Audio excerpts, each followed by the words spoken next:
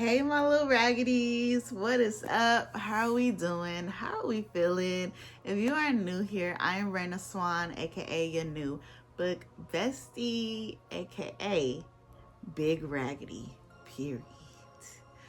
So today I am going over all the books that I feel like I have to read this year. So this is my Black girl required reading list, and I saw this trend going around at the beginning of 2025, and I don't know what was going on with me, but I didn't hop on the trend quick enough. So I said, you know what, we in May, it's no point in me trying to do a video like that and we're in May. Okay, let's just save it for next year. So next year is here, so we doing a video. Now, I don't even think I watched any of those videos. If I'm just being honest, maybe I've seen a couple. Y'all know my memory is bad, but I think the video trend that was going around was that the creator was recommending books that they've read before, that they feel that other people should read. Yeah, this ain't that. I'm recommending books that I feel I should be reading this year as a Black woman. Okay, so this is my 2026 Black girl required reading list. Cue the music.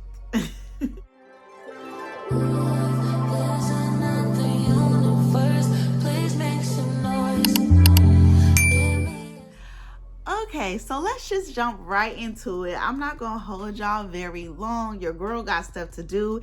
It's her birthday week. Make some noise. I said, make some noise.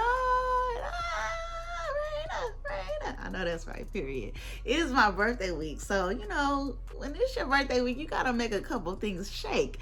So let's wrap this video up very quickly. Okay, let's get into it.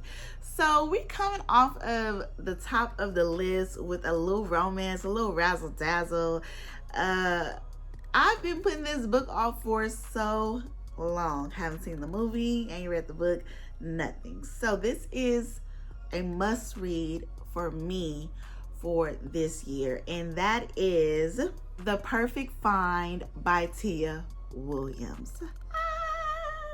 I heard this book is amazing. Now, I've read her other books, but this one just seems to keep escaping me. I don't know what's going on. So I'm going to get the ebook.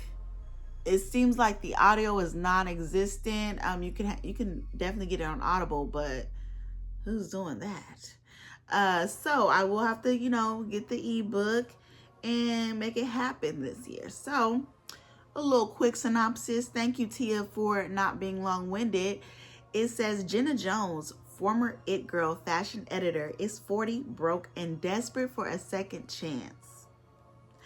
When she's dumped by her longtime fiance and fired from Darling magazine, she begs for a job from her arch nemesis, the beyond bitchy Darcy Val, who agrees to hire her, but Jenna soon realizes she's in over her head. What's worse is that the 22-year-old videographer assigned to shoot her web series is driving her crazy. Eric Combs is way off limits, but almost too delicious to resist. Does Jenna have room for a new career, a new life, and a new man? Or will her not so secret infatuation bring everything crashing down around her? Is the videographer sexy daddy Eric, is that Darcy's crush? She got a little thing for him? That's what it's giving, because it's really giving Can't Get Enough by Kennedy Ryan. It's giving like my man, like he is off limits, and it's giving somebody is delusional because that's not really their man, and he probably don't even know this person or knows this person's into him, but he like that's the thing in the past, or I don't really feel her like that. Like, it's given like that's what the situation is gonna be. So, you know, I'm all for Jenna Jones getting her man, getting her groove back, shaking her groove thing, you know. Just don't do it for a little piece of change. That's all I'm saying, Jenna girl. I know you said you was broke and desperate, but, you know, let's not do it for a little piece of change. So I cannot wait to get into this. I have been in my romance era. I don't know what's going on. I just finished a romance book by Kimberly Brown this morning, and I don't know what's going on. Love is in the air, I guess. Don't breathe too hard, okay? I heard the date pool was trash and full of pee and turtle throw up. So just, you know, be careful out there. So that is the first on my list, and dare I say, I'm becoming a romance girly and not a romance visitor. Like, what is happening in 2026? This just cannot be life. So going into the second book on my list, I'm going to go with Queen Sugar. As you can see, the condition of this book is holding on by a prayer. Now, it's holding on by a prayer because this is the book that has been on my shelf with me for the longest. This is a book that I have had for the longest of time. And I don't even believe that this is my book. Like, I know I have it in my possession, but I feel like I took it from my sister. Because my sister, she don't be taking care of her shit. She's just kind of like a flower child, beautiful child. She be in her zone. Like, she don't really, she's not the best with stuff, okay? So I feel like I probably went to her house and I probably saw this and was like, hey girl, can I read this book? She was like, yeah girl, take it. And because there's no way I would have done this. And I know Bebe's kids, you know, they some little Pokemons, but they not really destructive like this, you know. Well, that's not true. Them niggas did break my iPad and my laptop, and they do be okay. But I don't think this was them. I really feel like this was my sister's book that I took from her. So Jennifer girl, if you watching this, I still got your book, girl, and I have not read it, and it's probably been like 10 years since I took this from you. I don't know. So I have to read this book this year because I haven't seen the show, have never read the book, and it's just sitting on my shelf collecting dust. Like, girl, we've been with you from the beginning and you still have not read us. So I'm gonna get into the characters. So it says, when Charlie Bordelin, an African-American single mother, unexpectedly inherits 800 acres of sugarcane land, she and her 11-year-old daughter say goodbye to the smog and sprawl of Los Angeles and head to the tropical expanse of Louisiana. She soon learns, however, that cane farming is always going to be a white man's business. As the sweltering summer unfolds, Charlie struggles to balance the overwhelming challenges of a farm in decline with the demands of family and the startling desires of her own heart. Now, I'm hoping that people in Louisiana is not going over there to that lady farm and bothering her. Why? That's what it's, I'm feeling like they gonna be bothering her, messing with her farm or something, or just making life difficult. And I'm really interested in seeing how they're going to adapt to the different culture.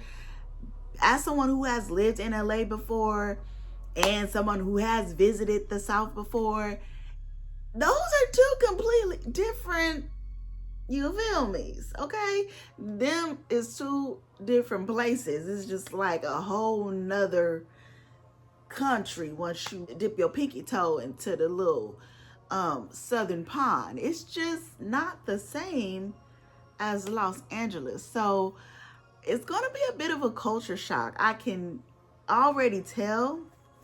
I feel like her child is gonna hate it, because you know the daughter is 11 years old and them kids be mouthy. Them kids got a lot of opinions. They always got something to say. So, you know, I'm really feeling like the little girl is not gonna be for none of the bull crap. But I'm hoping that our main character finds herself and finds a community that just, you know, wraps her up in their embrace and really shows her how to run this thing. I hope she finds love and all of the things. And, you know, once I finish this, then I'll feel like, okay, I can finally watch the show. I didn't necessarily feel like I didn't watch the show because I haven't read the book, but I just didn't have the desire to watch the show. And then it was on OWN. Like, who has the OWN channel? Like, what? Oprah? Come on. So I have to read the book. I have to watch a series, and we'll take it from there. Okay. Next on my required reading list for 2026, we have Sula by Toni Morrison. Now, everybody loves this book, and I've never read a Toni Morrison book. I'm gonna keep telling y'all that till I can't say it no more. And this year I'm making sure that I cannot say that anymore. So the first book that I am going to get into in Mrs. Morrison's catalog is Sula, because I hear this is a very, very great book to start with. Okay, so this is a book centered around girlhood and friendship and belonging. So let's get into the synopsis. So it says, two girls who grew up to become women, two friends who become something worse than enemies. In this brilliantly imagined novel, Toni Morrison tells the story of Neil Wright and Sula Peace, who meet as children in the small town of Medallion, Ohio. Their devotion is fierce enough to withstand bullies and the burden of a dreadful secret. It endures even after Neil has grown up to be a pillar of the Black community and Sula has become a pariah. But their friendship ends in an unforgivable betrayal. Or does it end?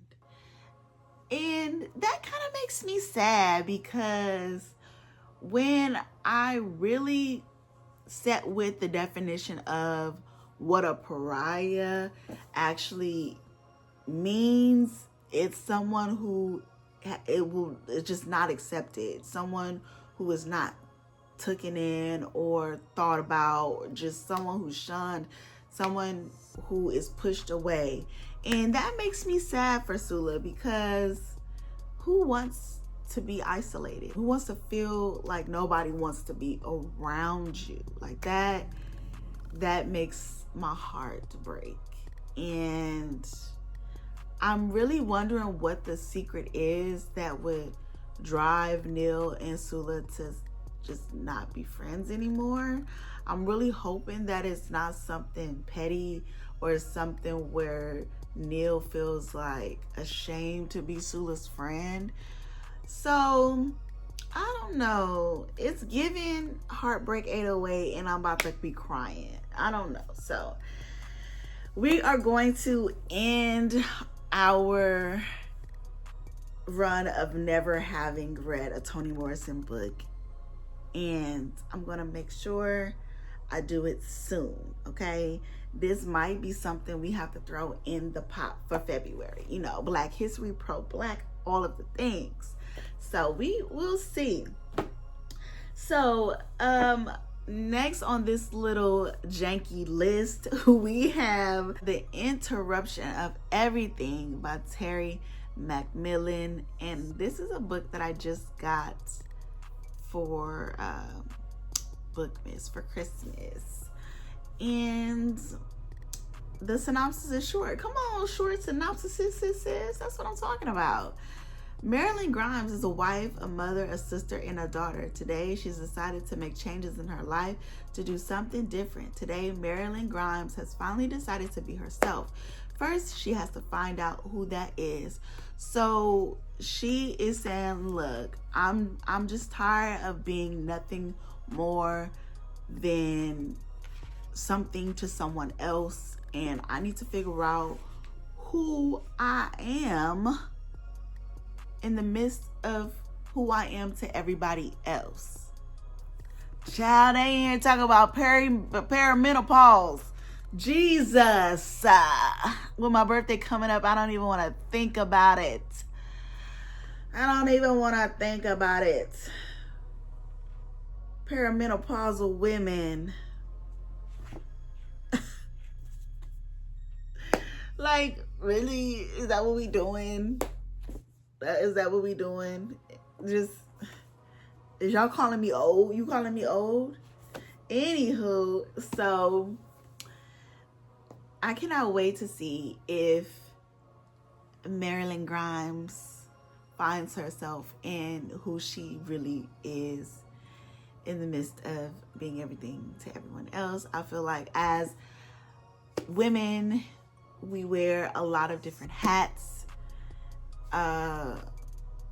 With Black women, we wear many, many different hats.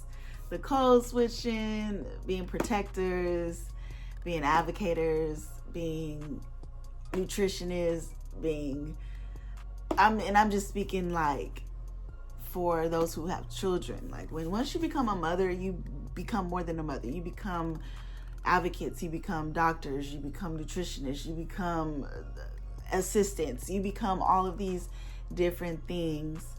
And while trying to navigate all these different things, you have to navigate the world. And it's so overwhelming. It's so overwhelming to have to navigate not only your emotions, but help your children navigate their emotions, but also show up in a world that doesn't want you to really shine and speak out and be yourself, and they just want you to just be quiet, demure women and play the backfield. So this book is going to be, I feel like it's going to be something that really touches the soul, something that really speaks to women that are growing and learning and aging gracefully and really becoming who they were created to be. So I cannot wait to see what Marilyn got going on, girl. F them kids, girl. Find out who you are. Be who you are for your pride. Okay, so last on this list, we have The Black Rose by Tananarive Due. And y'all, ever since I figured out how to say that lady name, I love her name, Tananarive. It just rolls off your Tananarive. It just rolls off your tongue, It sounds kind of like a spell too, Tananarive. Like, it just sounds real like I'll put a spell on you, Tananarive.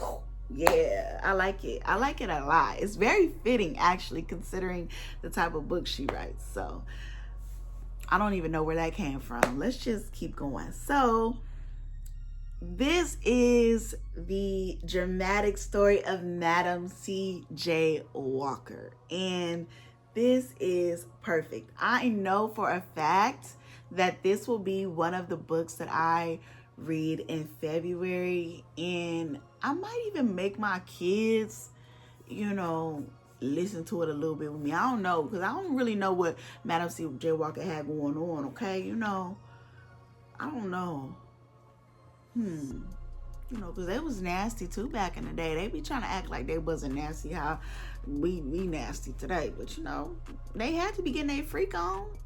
Look at the population of the world, okay? But we're going to get into, I don't even know what I was talking about. Okay, let's focus. We're going to get into the life of Madam C.J. Walker. So she was born to former slaves on a Louisiana plantation in 1867. And she rose from poverty and indignity to become America's first Black female millionaire, the head of a hugely successful beauty company, and a leading philanthropist in African American causes. Renowned author Alex Haley became fascinated by the story of this extraordinary heroine. I always get caught up on that word. And before his death in 1992, he embarked on the research and outline of a major novel based on her life. Now with the Black Rose, critically acclaimed writer Tananarive Due brings Haley's work to an inspiring completion. Blending documented history, vivid dialogue, and a sweeping fictionalized narrative, Tananarive Due paints a vivid portrait of this passionate and tenacious pioneer in the unforgettable era in which she lived. And I am thrilled to really get into this novel about Miss Madam C.J. Walker. I know it's going to dive so much deeper into her life, other than her creating beauty products and, you know, the surface level things that they teach you in school. And I've never really done a deep dive into her life, and so this will be perfect for me to really learn about a historical figure like Madam C.J. Walker. And with Tananarive's pen, I know it's going to be beautifully written just because I've read books by her before, so I already kind of know her writing style is nothing short of amazing, and it's gonna put me in the right headspace for Black History Month. And you know, we're gonna see what Miss Madam had going on. Okay, so anywho, I am glad that you guys stuck around to the end.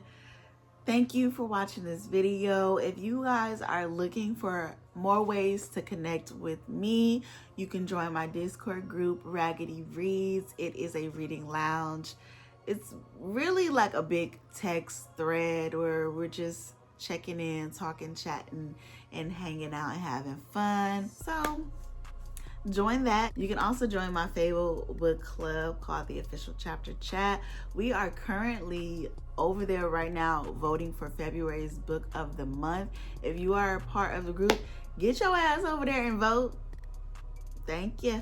So definitely join those two groups if you are looking for more ways to connect with readers like yourself, or if you just want to be in the mix and be a little nosy, go ahead and join. And yeah, make sure you follow me on Instagram at raina.com, at raina.swan. And you can follow me on TikTok at raina.swan. And yeah, I will see you guys in Wednesday's video, and it's gonna be a little vloggy vlog. So stay tuned for that, and I'll see you guys later. Bye.